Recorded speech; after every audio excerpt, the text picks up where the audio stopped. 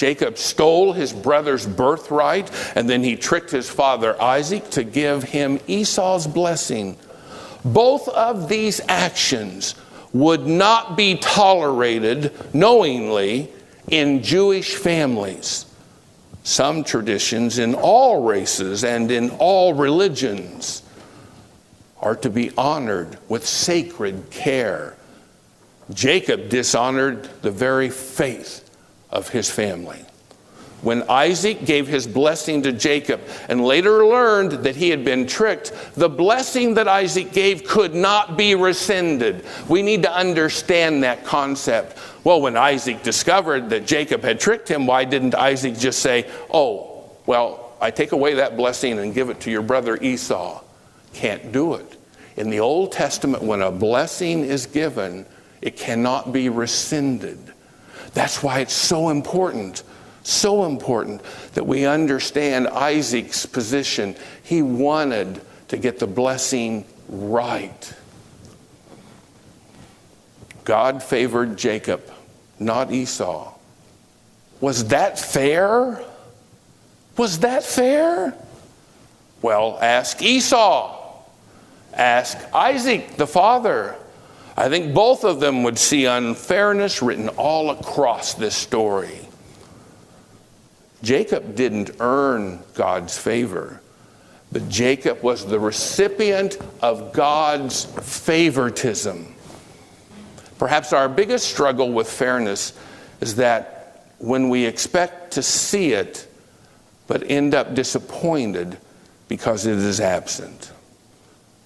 At those times, the attempt to understand the unfairness and the absence of fairness can never be explained away with reason.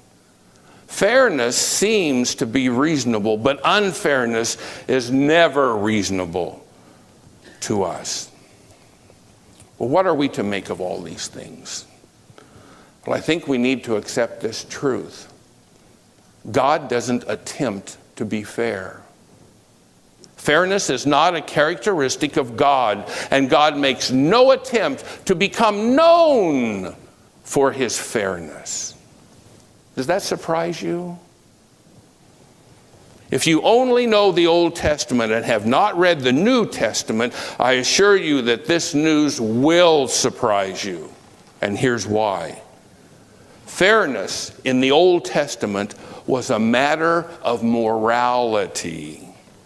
If you play by the rules in the Old Testament and observe the laws and the commandments of God, God will bless your life.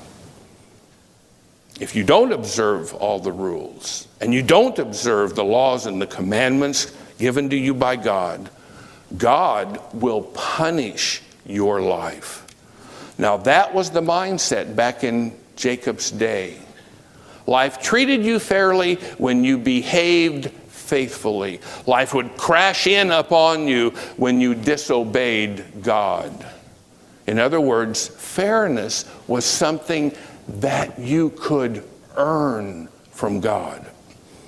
And then a guy like Jacob comes along, a lying, stealing, deceiving son of God, son of Isaac. And he ends up being blessed by God, not punished by God.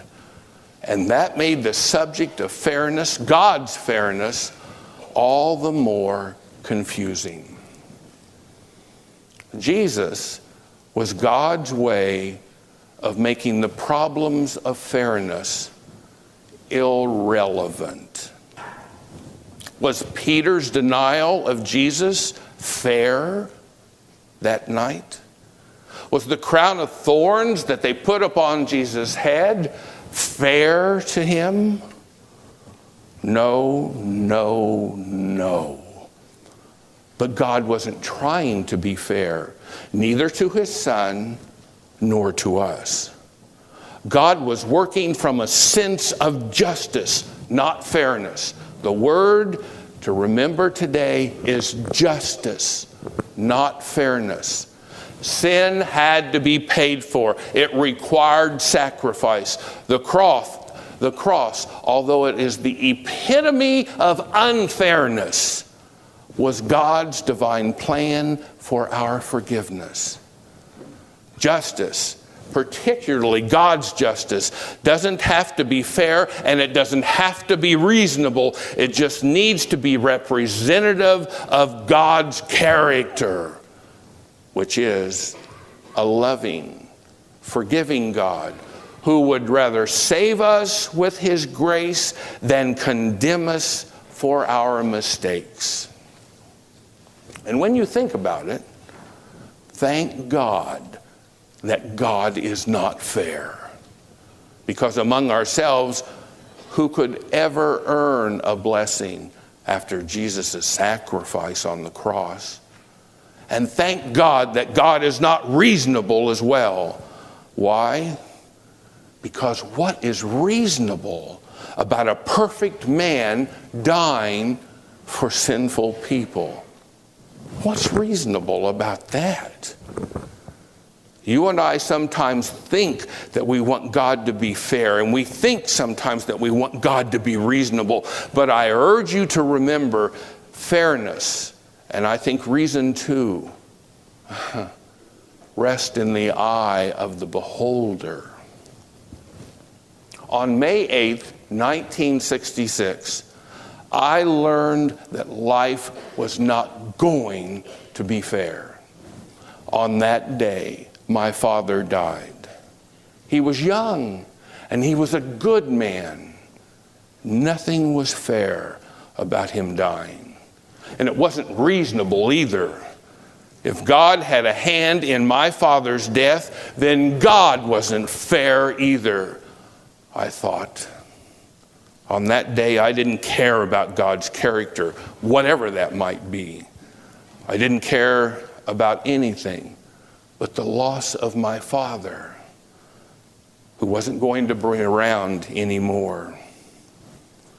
Whenever you learn how unfair life can be at times, and that certain things can happen which leave you questioning reason itself, whenever you learn the truth about such things, you also begin to learn that you need to find a way to forgive God for being something other than what you thought him to be.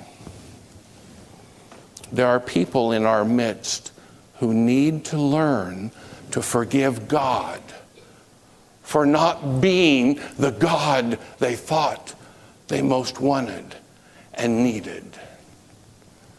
It took me 20 years to forgive God. I'd already become a minister by then. Imagine that. I became a minister and hadn't even forgiven God yet. I had expected God to be fair, but he let me down on that day of days, and 20 years later I discovered that God was good,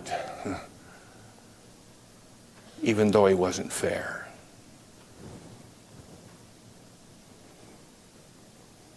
And so I urge you today to find a way to forgive God when life doesn't treat you fairly.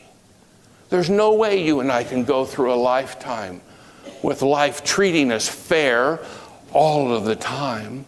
It just doesn't work that way. Find a way to forgive God when life is unfair to you. If our Creator found a way to forgive us through his Son, can we not find a way to forgive God through his Son as well? God may not be what you sometimes want him to be, but God is more than you ever thought he could have been. Find a way to forgive God, and I think you will discover that life doesn't have to be fair because it is so doggone good. Amen. Thank you for joining us on our pre-recorded Sunday morning service. If you would like a copy, you can contact the office at 660-359-6762 or email us at wesleyum@sbcglobal.net. Feel free to visit us in person or online at wesleyunitedmethodist.us, where you will always find open hearts, open minds, and open doors.